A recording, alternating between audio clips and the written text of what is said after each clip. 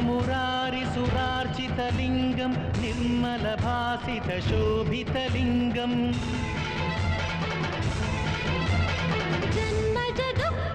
जन्मजदुःखविनाशकलिङ्गं तत्प्रणमामि सदा शिवलिङ्गम्